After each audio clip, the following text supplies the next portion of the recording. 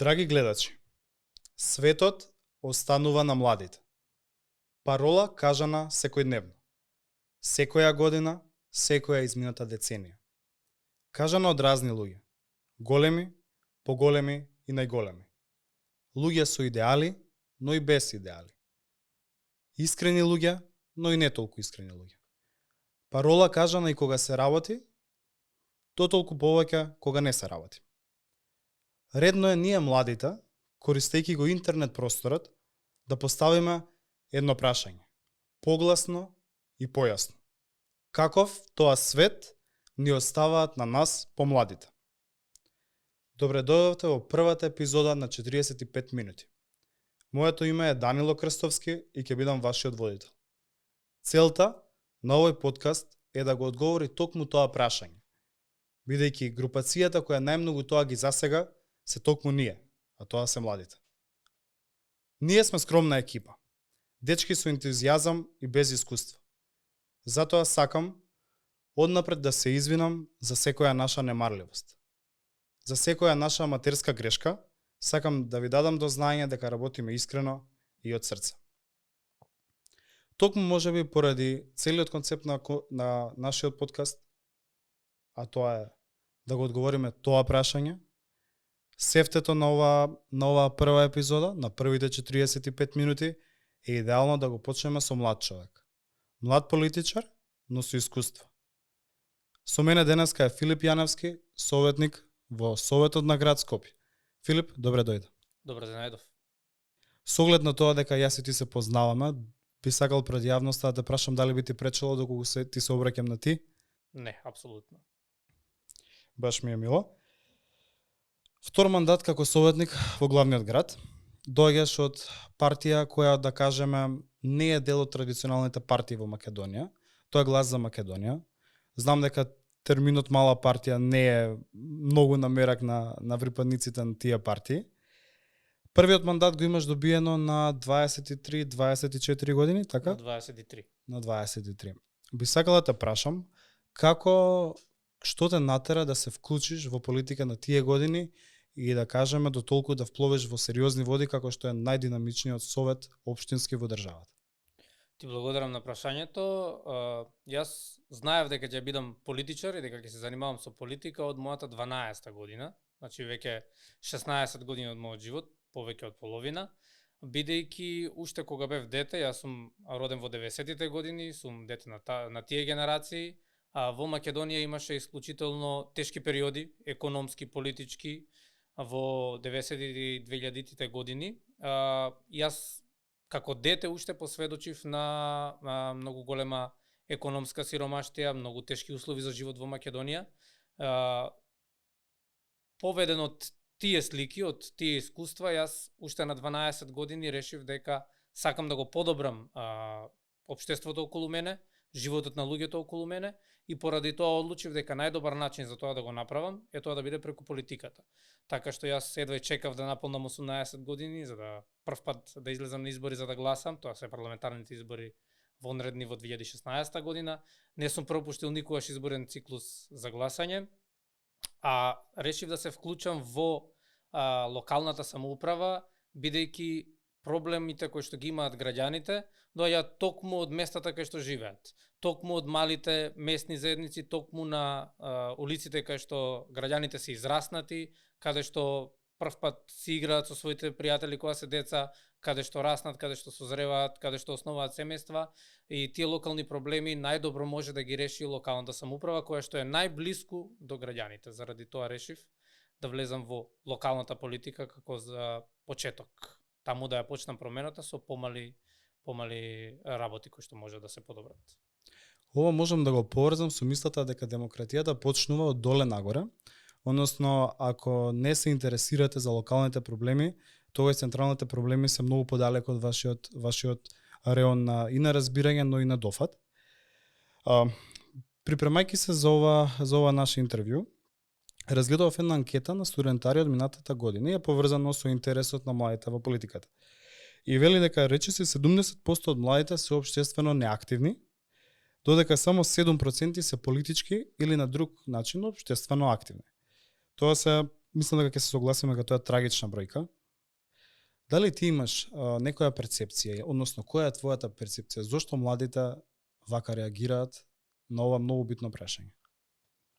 Па видете, општествено активни млади, тоа се гради уште во основно образование и во средното образование. За жал, многу од младите, барем јас кога бев уште ученик во основно и во средно образование, за нас беше казна вон школска активност. Ако треба да останеш после часови е казна. Не е тоа некоја награда. Барем така младите не се извинам, така младите не го доживуваат тоа. Иако тоа е многу важно. Зошто бидејќи јас најголемите пријателства кои што ги имам сум ги запознал надвор од училиштето, во општествено одговорни акции, во хуманитарни акции и така натаму. Свеста на граѓаните дека треба да учествуваат во општеството се раѓа токму во овие моменти кога децата треба да одат да учествуваат во еколошки акции, во хуманитарни акции, уште додека се во основно образование. Тоа е едниот аспект. Вториот аспект е дали се активни во политиката и зошто не се. Не се од многу причини, наједноставно се опишува тоа како една општа апатија кај младите. Меѓутоа, јас сум поминал низ тие процеси, во неколку наврати сум се изборил со таа апатија, па сум продолжил така натаму. Меѓутоа, ние не смееме да дозволиме младите да ги надвладеа апатијата, односно самите млади не смеат да дозволат да Ако ги смеам тука да те апатијата. прекинам, на што се должи токму таа апатија? Дали можеш вака некои работи не набреш, вака не уфрлиш? Па, прво што мене ми паѓа на памет и причините за мојата апатија се нефункционалноста на системот. Колку споро одат промените, ако воопшто и одат во општеството некакви промени. Тие процеси влијаат на апатијата кај младите. Меѓутоа, ние како млади не смееме да го дозволиме тоа. Зошто? Бидејќи гледаме политиките на секоја влада кон кои демографски групи се насочени. Тие се насочени кон невработени, но главно се насочени кон пензионерите. Сите социјални политики на секоја влада главно се насочени кон пензионерите. Зошто? Бидејќи пензионерите гласаат. Додека пак процентот на младите кои што гласаат на избори е многу низок. И секоја година оди се пониско. Тоа кај нас представува проблем. Зошто? Бидејќи младите не се доволно интересни за политичките партии да креираат политики за нив. Вие не може да креирате политики за некој кој што не гласа, кој што не е фактор одлучувачки на изборите. Замислите ли вие да го имаме ние бројки каде што кај младите излезноста е 70 до 80%, како тоа ќе го промени одлучувањето на кој ќе победи на избори.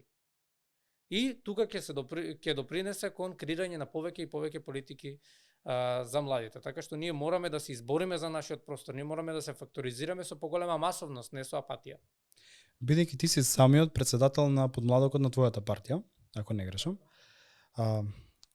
би сакал да прашам дали има нешто што партиите внатрешно во себе можат да направат подобро, за да подобро функционираат партиските подмладоци. Бидејќи ако погледнете партиите, односно сениорите, како што сакаат да ги кажат во јавноста, ќе кажат добро, еве ние даваме простор на младите, ги пуштаме на дебати, ги пуштаме на милион, на многу конференции, да кажеме, на многу семинари за зајакнување на своите капацитети и дека на вистина од нивна страна добиваат некоја поддршка, се интегрирани во партиски тела, значајни партиски тела, се дел од значајни одлуки. Дали има нешто кое што би можеле политичките партии внатре во себе да го подобрат или па надвор од себе, што е можеби уште поинтересно, за да подобро функционираат и дадат резултати младите политичари кои што се активни? Апсолутно може. Јас не се согласувам со тоа дека младите треба некој да ги пушти да одат на емисија или да ги пушти да одат некаде, било каде, или да одлучуваат за нешто. Младите самите треба да се изборат да дојдат до тој простор. Ние како млади политичари и општо граѓани мораме да го надминеме тој факт дека сениорите не ни даваат на нас простор. Нормално дека било кој политичар не сака да даде дел од својата моќ и да ја дели моќта со некој друг. Значи, ние мораме да бидеме свесни за тој факт и дека треба да се избориме самите да си го зграбчиме просторот. Но, што можат партиите повеќе да направат? Подмладоците треба да се изборат за автономно финансирање. За секоја активност која што подмладоците на политичките партии ја имаат, во рамките на партијата, дали било тоа партиска активност или општествена активност од било каков вид, тие треба да бараат за тоа согласност од политичката партија, односно од раководството сениорско на политичката партија. Многу често немаат финансиска автономија во донесувањето на одлуките, немаат автономија во креирањето на младинските политики. Сениорите во партијата ги креираат политиките за младите. Што е јас сметам дека е многу погрешно и дека тоа самите сениори треба и да станат свесни дека не можат тие да креираат политики за нешто за кое што не ги искусуваат тие проблеми. Не можам јас да бидам да креирам политики во здравството, бидејќи не сум лекар, не ги знам изворно проблемите внатре во системот. Значи покрај финансиската автономија, која што јас можеби би рекол тука не сум премногу запознат со тоа како функционираат подмладоците однатре, но би рекол дека веројатно и организациона автономија, односно како го бираат врвот на партискиот подмладок, веројатно и во таа насока треба да се размисли, така? Апсолутно. Сега би сакал да се осврнеме кон Советот и твоето искуство како советник. Веќе втор мандат, веќе тоа го споменавме. Што би можел да ни кажеш ти вака однатре како функционира Советот и каква тежина има Советот во однос на функционирањето на целиот град во овој случај? Па многу голем дел од граѓаните не се запознаени дека всушност Советот има поголеми ингеренции од градоначалникот во донесувањето на одлуките. И советниците се оние кои што ги креираат политиките во локалната самоуправа и ги носат одлуките кои што потоа градоначалникот како една извршна власт во општината треба да ги спроведе. За жал, кај нас советите се маргинализирани многу често и нивниот допринос се занемаруван. Тоа сега зависи секако и од каков тип на градоначалник има во одредена општина. Каква е соработката помеѓу Советот и помеѓу кабинетот на градоначалникот и градоначалникот. Така што динамично е, морам да кажам, секогаш има големи предизвици. Во минатиот мандат беше исклучително тежок мандат во градот Скопје. Во овој мандат работите се придвижени. Морам да кажам дека комисиите на Советот на град Скопје функционираат навистина многу добро.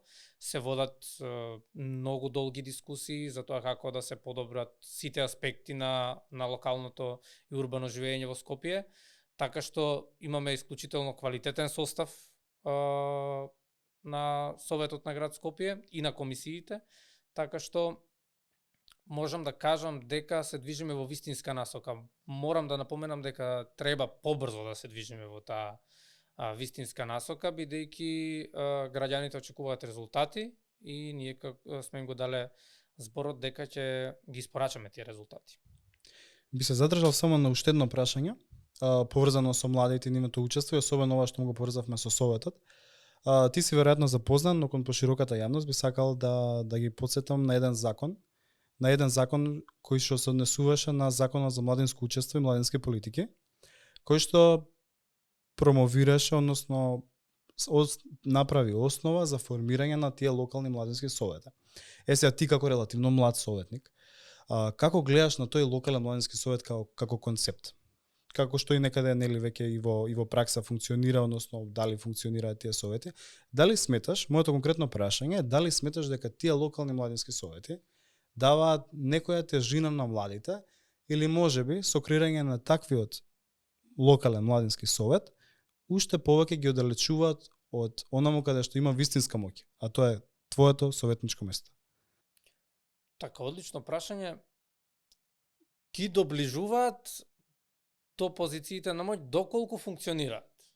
Но доколку локалните младински совети не функционираат, како што е случај во поголем дел од општините, во тој случај немаат младите ниту таа можност која што законот има возможува како да нивниот глас да биде слушнат.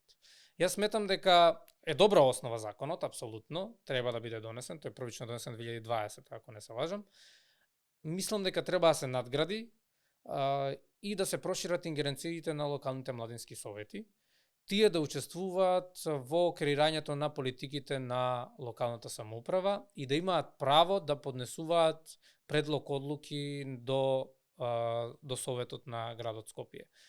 Така што општо мислам дека е потребна една реформа на локалната самоуправа, меѓутоа тоа е нели поширока тема. Во однос на локалните младински совети сметам дека треба да им се прошират ингеренциите, да се конкретизира процесите како би оделе при носење на таквите одлуки. За тоа би им се дало на младите институционален пат како да реализираат одредена реформа, политика, одлука и така натаму. Да, ова е добра поента. Со оглед на тоа дека токму тие локални младински совети мислам дека имаат ингеренција, односно не е ни ингеренција ако е точно така дефинирано во законот, тоа е дека само можат да предложат нешто до советот, до сениорскиот совет, ако може се тоа така пејоративно да се изразам, и токму советот по таа препорака, односно предлог, они одлучуваат дали како ќе гласат во однос на тоа. Така да тоа е сосема во ред поента и мислам дека на тој начин ќе учеството на младите и самото тоа постоење на локалниот младински совет ќе добие една позаокружена целина. Реков дека си член на Глас за Македонија. Тоа е политичка партија основана 2018 или 2020, ако не се лажам, мислам дека е 2018. 2018, да. Така. И е партија која што не е дел од традиционалните мејнстрим партии, ако може да искористам англицизам тука во мојот речник, во Македонија. Особено и ти како млад. Што те привлече да членуваш токму во партија во која што не е дел од традиционалните партии, бидејќи знаеме дека секој се оди нашиот начин на размислување да одиме со јаките. И токму затоа го поставам ова прашање до тебе.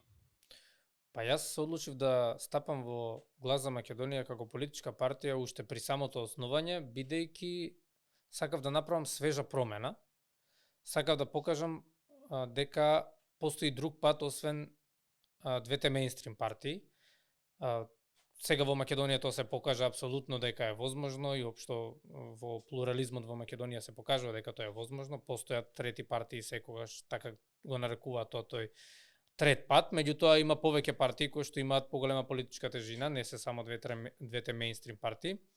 Јас се одлучив за да влезам во таа политичка партија бидејќи немаше политички багаж од минатото, немаше стари препукувања внатре, расцепи, разделби и така натаму.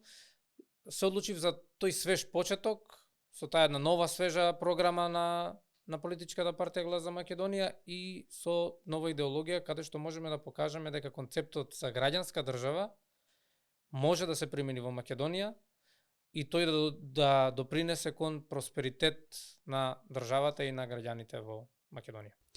Токму сакам сега поставено прашање кое што е во таа насока. Ти си дел од коалицијата на ВМРО-ДПМН во Советот на главниот град. Како функционираш ти како советник на партија која што не е дел од мнозинството на таа коалиција во своите односи со коалиционите советници? Па од моето и претходно искуство, претходниот мандат и во ова искуство ние имаме воспоставено принцип на соработка кој што е многу отворен и коректен. Секогаш разговараме за секој одлуки отворено, дур не ги решиме нашите разлики, не излигуваме од собата пред да донесеме заеднички став. Така што се е возможно со луѓе кои што јас како што велам имаат демократски капацитет да го прифатат туѓото мислење, па дури и да го променат своето и да прифатат туѓа критика и сугестија. Така што со луѓе кои што немаат демократски капацитет не може да функционирате. За среќа, јас имав таква можност и во претходниот мандат и во овој мандат да имам соработка со луѓе од мојата советничка група, но и со моите колеги од останатите советнички групи во Советот, да имам соработка и комуникација со луѓе кои што имаат демократски капацитет да слушаат туѓо мислење, да го прифатат и да прифатат критика. Така што немаме никаков проблем во функционирањето. Имало предизвици, секогаш има, меѓутоа тие ги разрешуваме на цивилизиран демократски начин. Според твои проценки вака, кој може да ги имаш во моментов, колку сметаш дека во Македонија се гласа врз основа на идеологија, на идеи, на програма? Многу малку во Македонија се гласа така. Во Македонија обично не се гласа ниту за личноста. Личноста не може да биде пресудна. Доколку имате вие лош кандидат на некоја политичка партија која што во моментот има висок рейтинг, тој кандидат ќе победи без разлика на квалитетот на останатите. Така што за жал во Македонија не се гласа многу на идеолошка основа, не се гласа многу на на основа на квалитет на кандидатот. За жал се гласа сепак се уште со партиските бои. Партиските бои играат главна улога во тоа за кого ќе го дадете гласот. Дали може токму оние нетрадиционални партии, како што е твојата партија, да го разбијат така поставениот партиски систем во државата? Бидејќи еве ако погледнеш паралела, како што се случува во Бугарија на пример, нова партија е сега на власт. Во Црна Гора имате исто така нова партија која е на власт. Истото се случи сега и во Унгарија. Во некој формат нова власт, реално е нова власт. Истото гледаме дека се случува и во Обединетото кралство, но и веќе се има случајно и во држави како Франција, како Италија, но и држави како Косово, ако го земеме на пример, со појавата на Албен Курти. Постои ли можност за такво сценарио во нашата држава? Апсолутно мислам дека постои, со тоа што се поголем и поголем број на неопределени гласачи, на гласачи кои што се независни, кои што не се членови на политичките партии, излегуваат да гласаат на избори и се пресудни за тоа кој ќе победи на било кој избори. Така што тие гласачи овозможуваат простор на, условно кажано, помалите политички партии да излезат на политичката сцена и да го дадат својот допринос кон развојот на македонската демократија. Но она што е клучно да не заборавиме никогаш е дека граѓаните треба се почесто и почесто да излегуваат на избори, односно во поголем број. Не смеме да си дозволиме на одредени избори да имаме исклучително ниска излезност, на одредени да имаме висока излезност во Македонија да представува 55%. Тоа мислам дека е навистина еден основен минимум кој што треба да го имаме и над тоа треба да го надградуваме, а не на следните избори да имаме 48-49% и да е опаднат интересот за било кој избори. За секој избори сметам дека треба да имаме најмалку над 60% излезност, затоа што граѓаните треба да учествуваат. Јас сум приврзаник на идејата дека доколку не гласаш, не учествуваш во изборниот процес, потоа немаш право да се жалиш. Бидејќи си имал можност да го кажеш своето мислење, не си го кажал, не си го дал гласот за ниту еден, не мора да гласаат за некого, можат и да го поништат ливчето. На последните локални избори ние имавме 60.000 поништени изборни ливчиња, што е апсолутно порака кон сите политички партии, не само мејнстрим политичките партии, туку кон сите кои учествуваат, дека граѓаните не веруваат многу во изборниот процес, дека тој нешто може да промени. Замислете политичка партија со тие 60.000 гласови, што би успеала да направи во парламентот и во локалните совети. Има и држави кои што се многу развиени, се европски, како на пример Белгија, која што ако не гласаш доволно пати, таа ти го зема правото на глас на неколку години. И тоа е едно решение, но јас би се осврнал кон јас спомнав Црна Гора. И сега во контекст на тоа како може граѓаните да имаат поголема излазност, да се повеќе мотивирани да гласаат. Во Црна Гора е многу актуелна темата за една изборна единица. Дури и председателот на државата Јаков Мијатовиќ предлага и референдум за една изборна единица. И отворени листи за законодавниот дом. Дали тоа може би еден од клучевите, бидејќи сигурен сум дека не е еден, верувам и се согласуваш, кон поголема ангажираност на граѓаните во избирачкиот процес? Апсолутно, ние имаме изборен систем со 6 изборни единици, со затворени листи, без изборен праг, но за жал во Македонија се доведуваме во ситуација пратеник од една изборна единица да тежи, условно кажано, помалку гласови со пратеник од друга изборна единица, што значи дека гласот на граѓаните не вреди исто, не е представен исто. Македонија има пробано повеќе изборни модели. Имаме пробано мнозински изборен модел, потоа мешовит, мнозински со пропорционален како една изборна единица. Сега сме со овој модел со 6 изборни единици. Слушам дека противниците на оваа идеја велат дека со тоа ќе се направи фрагментација на, доколку имаме една изборна единица, ќе се направи фрагментација во парламентот и собранието ќе стане шаренолико и нефункционално. Јас искрено сметам дека тоа е немање на демократски капацитет. Ако е пошаренолико, тогаш ќе биде поквалитетно. Тоа е едно правило исто така и во капитализмот. Што повеќе конкуренција има, толку подобар квалитет ќе добијат крајните корисници. Јас сметам дека исто така и во политиката. колку повеќе различни политички групи има, толку е веројатно дека тие решенија кои што ќе излезат од тоа собрание, дека ќе бидат многу поквалитетни. Така што немањето на тој демократски капацитет, јас не знам како да го оценам поинаку, освен ретроградно. Но морам да напоменам дека една изборна единица во Македонија, исто така ќе кажат дека не е тоа чест пример на секаде во светот, дека имаат многу држави мнозински модел. Ние треба да гледаме што функционира кај нас. Кои се предизвиците кај нас. Ние не можеме се што ќе видиме во некоја европска држава да земеме да го копираме и да го направиме да функционира во Македонија. Да беше така, Македонија ќе имаше финско образование и швајцарски стандард, бидејќи само копираме константно од нив и ќе плаќавме даноци како во Данска. Ама за жал не имаше да живееме како во Данска.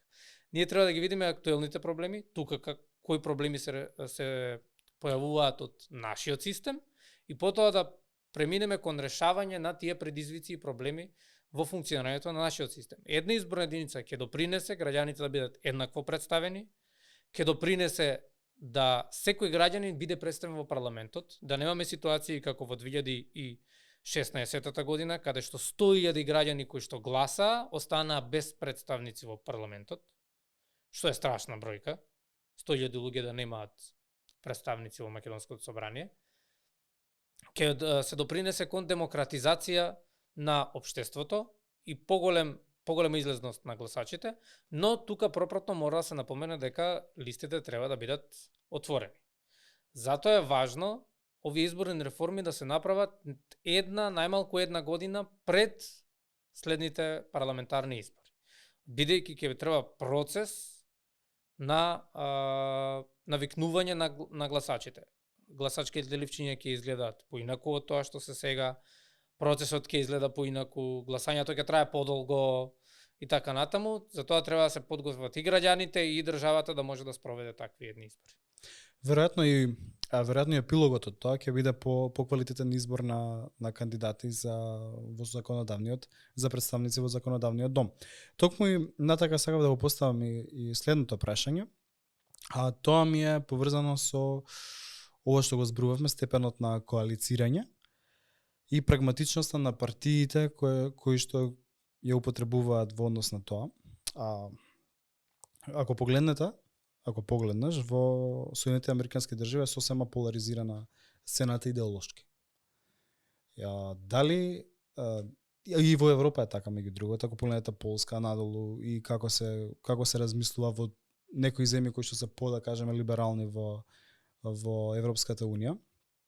Како изгледа според тебе македонскиот идеолошки блокови?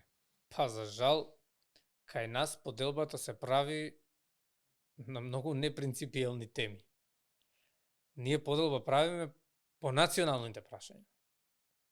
Не правиме поделба по главната поделба не е на идеолошка основа.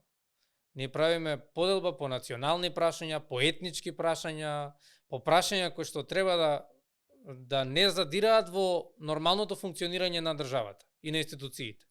А кај нас таму се случува поделбата и таа поделба предизвикува најмногу проблеми во функционирањето на државата и институциите. За жал, ние немаме чисти идеолошки партии, да се знае која партија што застапува. Не е тоа развиено веројатно доволно кај нас, нели постојат детски болести на демократијата, ние веројатно уште не сме ги поминале голем дел од тие. И предпоставувам дека ќе следи период каде што ние ќе имаме јасна визија. Зошто го кажам ова и зошто е важно, бидејќи доколку имаме ние политички партии кои што имаат јасна визија и јасна идеологија и јасно ќе се поделат блоковите, условно кажано така. Ќе имаме јасни позиции и ќе знаеме врз основа на што не се согласуваме, врз основа на што се согласуваме, каде може да најдеме заеднички јазик, каде не можеме да се согласиме и ќе ги водиме битките понатаму. Но не може кај нас да имате политички партии и политички коалиции, каде што внатре во политичката коалиција имате социјалистички партии, крајно десничарски партии, центар партии, демохристијански партии, прогресивни партии, либерално-демократски партии, тоа не е нормално. Во скандинавските држави се знаат партиите каде одат. Зарем тоа не е обединување за повисокото добро, за доброто на државата? Па не е обединување, бидејќи не се знае кој правец го фаќа државата. Во многу политики контрадикторни се едни на други. Така што, како што кажа, во скандинавските држави, таму се знае поделбата на син блок, од центар па до крајно десно, и на црвен блок, односно од центар до крајно лево. И после секои избори се пребројуваат блоковите, не само политичките партии, туку и блоковите, и се одредува кој блок ќе прави каква влада. Многу ретко се случува да имате влада од широка идеологија. Широка влада, каде што се земени партии од центарот, од една партија од левиот и една партија од десниот блок. Како што прават во Германија, меѓу другото. Да, меѓу другото така. Но твојот начин на коалицирање е доследен. Ти доаѓаш од центар-десно партија и коалицираш со центар-десно партија. И сега ме те прашам околу изборот на идеологијата. Зошто баш центар-десно, зошто баш десно? Зашто сум јас десничар со други зборови? Со тие зборови. Бидејќи јас сум израснат во конзервативно семејство, секако дека имам демократски капацитет да прифатам туѓо мислење, да прифатам да ислушам либерални ставови, да прифатам можеби либерални ставови по некои прашања кои што не се контроверзни, кои што се во рамките на нормалното и така натаму. Јас се водам по политиките на здрав разум. Јас моите политики не би ги нарекол десничарски или конзервативни, јас моите политики би ги нарекол политики на здрав разум. Здрав разум е сите да плаќаат еднаков ист данок. Да не бидеш казнет ти, бидејќи си поуспешен од мене, со тоа што треба да платиш повеќе. Здрав разум е да имаме минимална држава. Здрав разум е да имаме граѓанска држава, каде што сите се еднакви пред законот, без разлика на етничката, верската, националната припадност и така натаму. Може ли само во делот на минимална држава да ни објасниш што тоа ти подразбираш под тоа? Јас подразбирам под тоа мал ефикасен државен апарат. Тоа подразбира дека ние не мораме да имаме 300.000 вработено во јавната администрација, во јавниот сектор, за државата да ни функционира. А ние тоа го имаме, а многу тешко државата не функционира. Сметам дека нема потреба од толку голем број на институции, некои институции се навистина непотребно направени. Повеќе институции кои што имаат иста дејност, кои што не знам од која причина се одвоени, така натаму. Тоа, впрочем, и го имаше и во програмата на ВМРО-ДПМН и коалицијата, кога на парламентарните избори во 2024 ветија намалување на јавната администрација. И кон тоа се стремиме ние како десничарски партии, односно партии на здрав разум.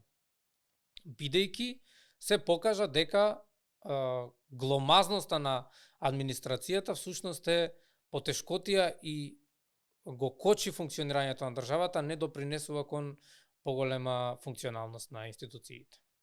Имаме пример ние во Аргентина, каде што голем дел од министерствата се скратени, голем дел од агенциите владини се затворени, и државата функционира сосема нормално. Тоа е таа позната пила, како што ја нарекува претседателот Хавиер Милеј во Аргентина.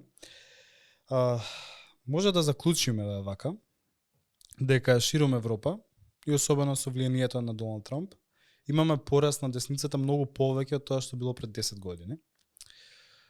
Има ли некои конкретни причини на кои тоа сметаш дека се должи, доколку се согласуваш со вака поставената теза? Па се согласувам со поставената теза. Не е само доаѓањето на Трамп на власт во 2016 година, туку е и Брекзит како е најава за еден удар за естаблишментските партии. Тоа се должи на тоа што мејнстрим партиите во Европа и во светот не испорачува доволно брзо и доволно добро и квалитетно за своите граѓани ветувањата кои што ги има дадено пред електоратот. Тоа се случи и кај нас во 2024 година, предходно на локалните избори 2021 година, бидејќи имаме ултралиберални влади кои што по примарна грижа име добробитот на туѓите граѓани и на граѓани кои што се кои што доаѓаат од други држави, отколку на сопствените. Тоа може би изгледа вака добродушно и благородно, меѓутоа на долг рок и на среден не оди во прилог на никого, најмалку пак на граѓаните на матичните земји. Така што сметам дека треба апсолутно да го гледаат добробитот на своите граѓани пред се и над се, за да можат да се вратат на вистинскиот пат кон изборни победи. Општо ова важи не само за либералните влади, туку важи и за десничарските, конзервативните влади, кои што пак доаѓајќи на власт под налетот на незадоволството од либералните влади, треба па сега да испорачаат. Да не биде all talk no action или многу зборување, нема акција. Јасно, Филип. Сега, бидејќи спомнавме многу работи, јас би сакал пак да те вратам кај младите. Убаво поразговаравме за партиските системи ширум и во Македонија, за Советот и улогата на Советот во општинскиот систем во Македонија. Сега, една од подобрите диференцијации што сум ги видел во јавноста е разликата помеѓу тоа државата да им пружи простор на младите да останат тука и да ги задржи. Првото означува дека прави добри напори за да им пружи добра иднина тука, а второ, младите може би го гледаат како начин на кој што ги ставаат во кафес и не можат да искочат надвор да најдат подобри услови ако веќе тука ги нема. Има ли некои мерки кои државата може да ги спроведе, веќе не се зборнати во јавноста, бидејќи цело време се зборува во името на младите, за младите, но не гледаме можеби години и години назад, не гледаме можеби нешто конкретно. Дали имаш ти како млад политичар некој совет за тие работи? Па мене многу не ми е прифатлив терминот младински политики. Во младински политики ние го сместуваме најчесто спортот, тоа е прво, како можеме само младите да спортуваат. Потоа некакви мали предпријатија, основање на фирми, самовработување и така натаму. Младите не си од Македонија главно од економски причини. Главно од Македонија се одат од нефункционирањето на државата и на институциите. Кој што сега морам да кажам дека се менува. Не доволно брзо за жал, меѓутоа се менува. Нефункционирањето на институциите за мене е главната причина за иселување општо не само на младите, туку и на сите граѓани на Република Македонија. Конкретна мерка е, која што ние можеме да ја направиме, е да креираме простор во државата, каде што секој граѓанин ќе биде еднаков и каде што секој граѓанин ќе има еднаква можност.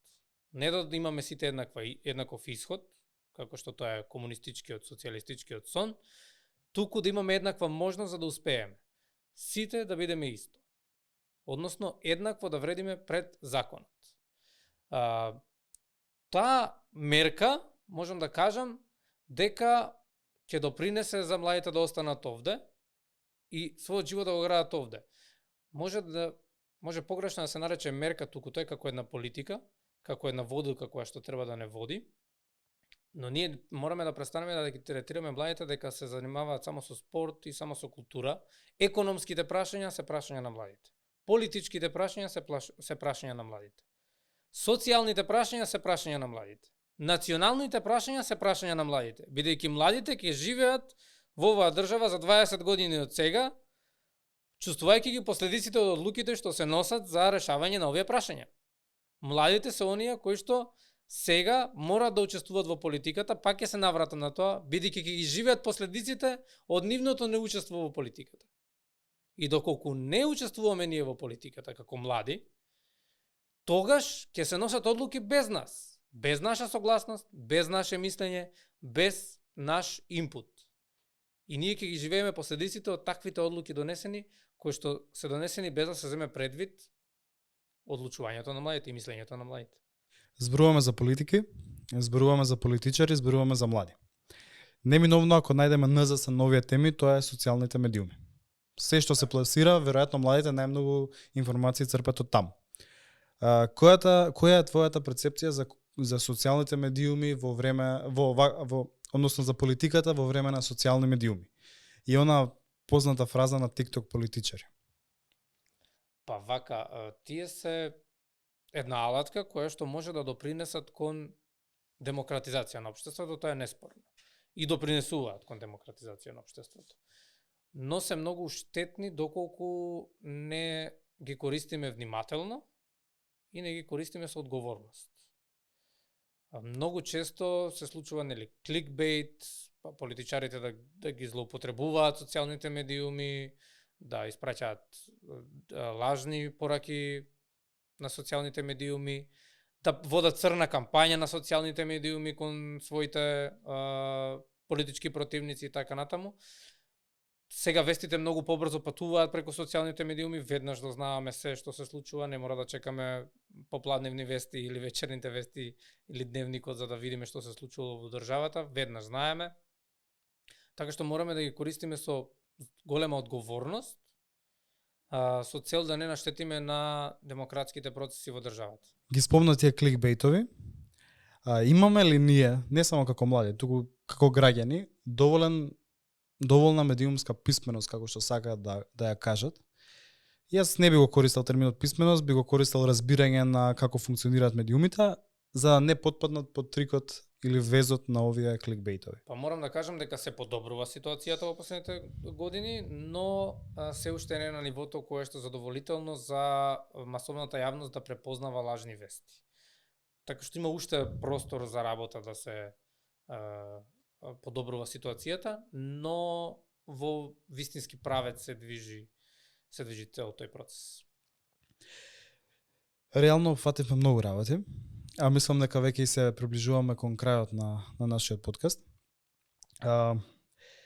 Зборевме за младите, за политиката, за партиите, за советот, за младинските политики, односно колку ти не сакаш да го користиш тој термин на младински политики, нели? Со кој што ја се согласувам. Како ти би ја замислил Македонија во 2035 година? Па сакам да кажам како земја членка на Европската унија, меѓутоа се сомневам дека тоа ќе се случи.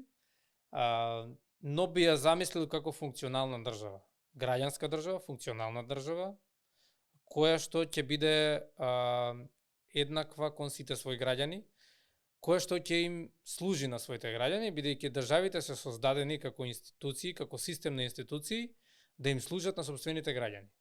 Не да ги владеат, не да ги управуваат, не да ги тиштат, да ги уништуваат и така натаму, туку да ги бранат интересите на граѓаните. Да ги уредуваат внатрешните односи, да ги штитат од надворешни закани и да им дадат што е можно поголема можност за да ги остварат своите амбиции, соништа и така натаму, да живеат во мир и просперитет. Не за да владеат со нив, така што ја замислувам Македонија како држава која што оди на тој пат, каде што институциите му служат на народот, не владеат со него. Предпоставам држава во која ако го потребам твојот омилен зборот денешно гостување би било земја со демократски капацитет.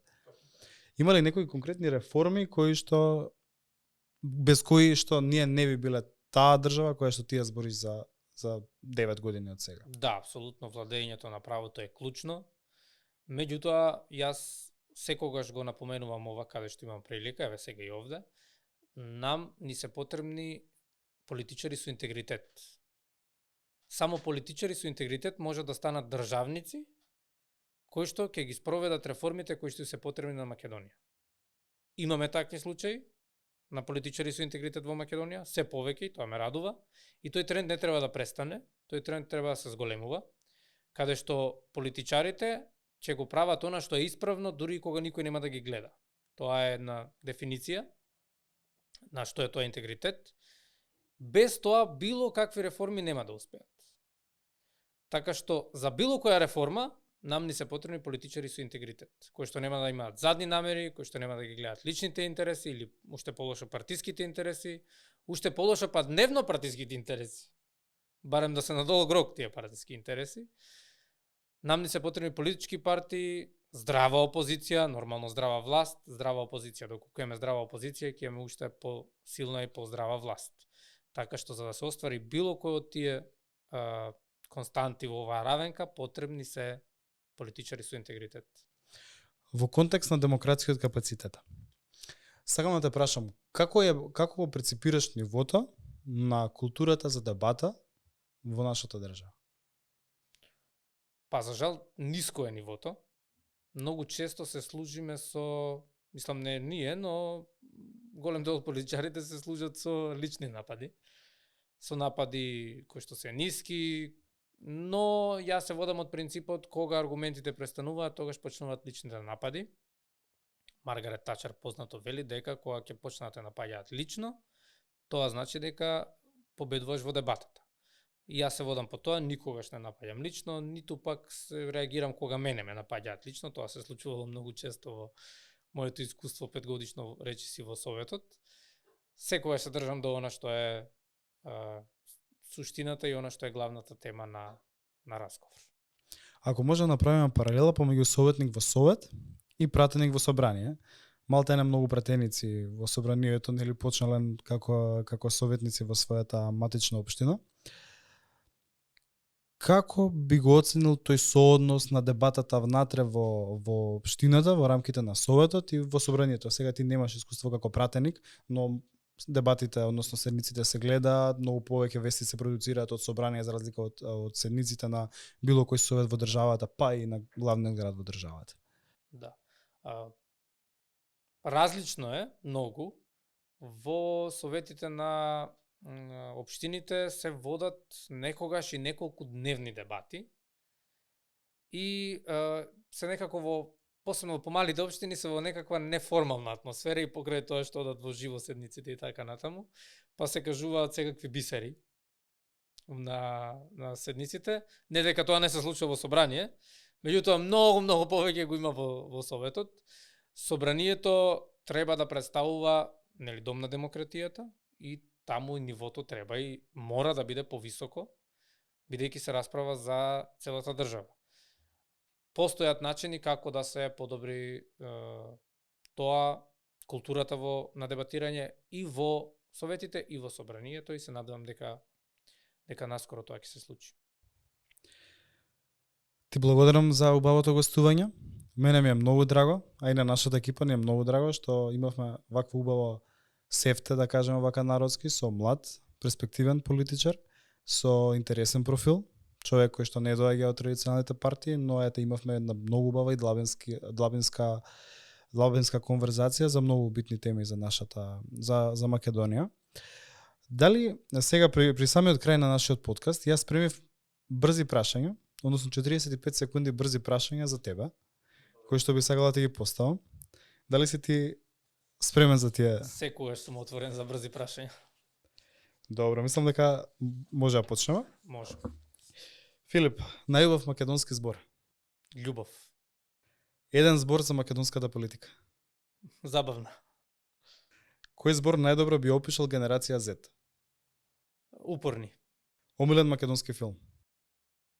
Балкан Кан. Политички херој? Филип Јаневски. Една работа што би ја сменил во Скопје уште утре? Ќе забранам мача. Омилена народна песна? Ој девојче, девојче. Омилено место во Скопје? Градски парк. Кафана или концерт? Кафана. Што повеќе те плаши, апатија или радикализација? Апатија. Дали поединец може да промени нешто на подобро? Да. Како? Ова нема да е брз одговор, меѓутоа една добра работа секој ден. Со една добра работа секој ден, со тие бебешки чекори секој ден ние ги затвораме овие брзи прашања.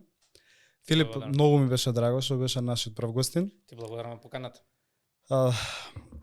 Со тоа и завршуваат нашите први 45 минути.